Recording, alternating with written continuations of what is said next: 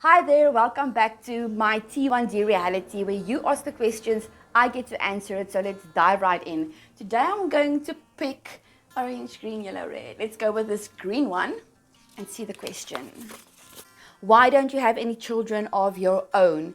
Ooh, that's a confrontational question, but I like that. So there are three different answers to this question, so I'll try to keep it sweet and short.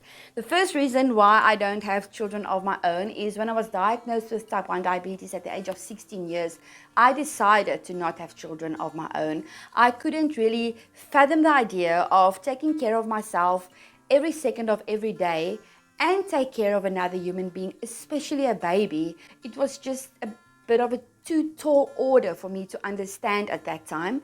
And I was also afraid of the fact that my child might also have type 1 diabetes. It was just too much for me to process at the age of 16. So I thought the easiest way out is to just not have children and not complicate things, as it was complicated enough at that time.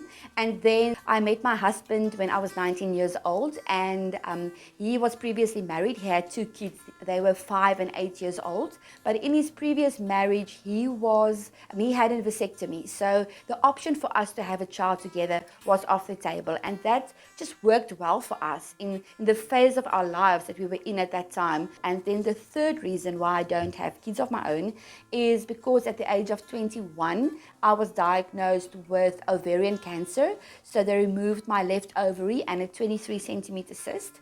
And then a week later, they did another procedure where they removed my right ovary as well as my womb, resulting in a full hysterectomy. And that is the third and obviously the final reason why I didn't have any kids of my own. All three reasons can be discussed in depth. There's a lot that goes around it. But for now, that is just the quick and easy answer to the question.